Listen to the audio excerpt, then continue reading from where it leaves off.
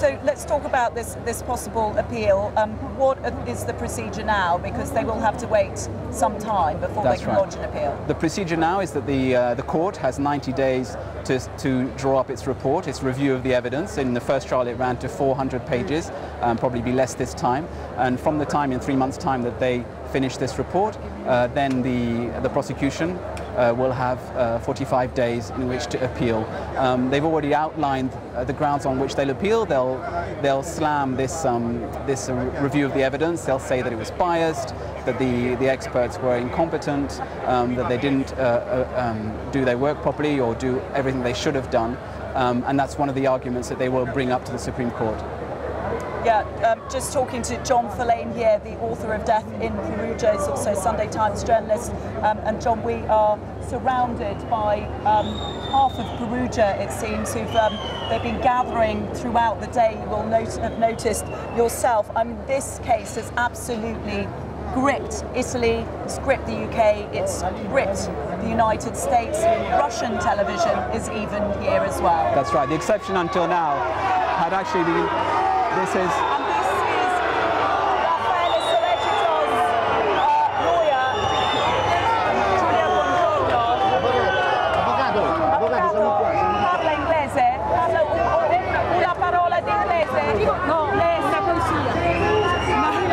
Unfortunately, Avvocato, buongiorno, the lawyer, buongiorno, says that she doesn't speak English. And so she's being insulted by the crowd just now about to do. She's being insulted by the crowd, but she's just going to speak to Italian TV. So John. Yes, I was just saying the exception has been Perugia so far. It has tried to ignore this crime. It's a very parochial, closed town, and it had really no interest in this trial. It was just reflected too badly on Perugia. The people of Perugia you talked to were very angry with even the Italian papers calling Perugia Ibiza, with drugs and students partying, etc.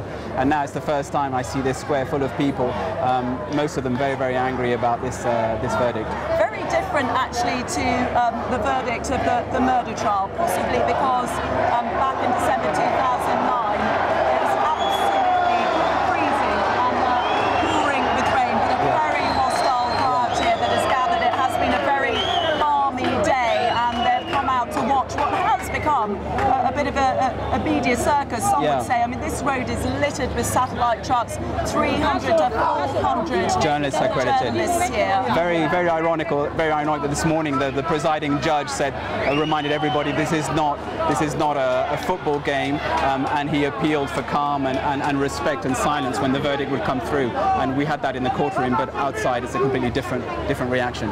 Yeah, so even Russian television here. I mean, you might think, why on earth is Russia interested? Yes, I think people have been interested because of the protagonist, because we're talking about a young victim, a woman victim, a woman alleged, well, now acquitted, who had been accused of carrying out the murder, and I think people identified either with the victim and Amanda Knox, or with their parents. Every parent's worst nightmare to send your child off to study, and then for them to meet this fate. Now let's talk about Amanda Knox, because she is free and she could be out of the country within a couple of hours. Yes, we've heard that she's now being taken back to prison, and then there is a procedure of an hour or maximum 2 hours, and then she will be taken out of, she'll be led out of prison, and we've heard she's going to be driving down to Rome and boarding a flight to Seattle as soon as possible. What of the Kerchers? Because they always supported the prosecution theory that 3 people were involved with Meredith's murder. I think for the Kerchers it must be completely bewildering. They had the first trial in which, as they say themselves, there were 10,000 pages of evidence. They believed the evidence, they believed the courts made the right decision, they believed in the police work. They've made no secret of the fact that they believe that Amanda and Raffaele were guilty. And now it's a complete overturn the decision. I think what they may do, if they continue to support the prosecution, I would expect them to back the prosecution's appeal and request for eventually a possible new trial. Yeah, John, and I just saw the gentleman from the British consul who came up from Rome this morning to offer support to the Kerchers, leaving the court. We're seeing live pictures here outside the court in Perugia after Amanda Knox and her co-accused Raffaele Sollecito were acquitted of the murder of Meredith Kercher in 2007. They've spent 1,400 days in prison, nearly 4 years. They were arrested just 4 days after the murder on the 1st of November 2007, but they are now free to go. And as John Follayne has just been saying, we are expecting that after being discharged from her prison, Amanda Knox will be free to leave the country. We understand that she and her family are booked on a commercial flight. There had been suggestions that a private jet was on standby to whisk her and her family back to the United States, possibly paid for by the American networks. And in fact, you know, there is the moment really, John, to ask you about, by the way, that was denied. There was never apparently any private jet. But this media campaign behind Amanda Knox that was really led by her parents, her father Kurt Knox and her mother Edda Mellis. What do you make of that? Because it has been quite impressive at times, but then I thought, well, it could backfire. It could backfire. In the first trial, I think it did backfire because the proud city of Perugia, its judges, its magistrates took offence at all this criticism of the way the investigation was carried out. In this case, it's been such a huge campaign. The words of Lal Kercher himself this morning talked about a huge PR campaign, and of course it's made its way into the courtroom. It was referred to in this past week several times by all sides. Some people saying Amanda Knox had been crucified, other people comparing, or the Kercher's own lawyer comparing this story, which has been denied, of a private jet with the fact he said that the Kerchers had difficulty finding a flight themselves and had not managed to attend much of the trial for financial reasons. So absolutely, I think it did have an influence inside the courtroom, and it's given a huge support both in the American press, but that has actually trickled down into the Italian press. Even the local papers here, a couple have taken on, if I can call it that, the Knox line, the pro-innocence line, in the last weeks of this trial. Not a nice way to become famous, but Amanda Knox is now famous. I mean, what do you think the reception will be when she returns to the United States? I think the public opinion in America is so much overwhelmingly believes in her innocence that she'll be given a hero's welcome. One possible comparison is with Natasha Kampusch, the girl who was held a hostage for so long, kidnapped for so long, who has a chat show, etc. There's been speculation here, even in the Italian papers, that Amanda could obviously sign a book deal, possibly have a future on a TV show. The possibilities are endless. It remains to be seen what she herself obviously wants to do.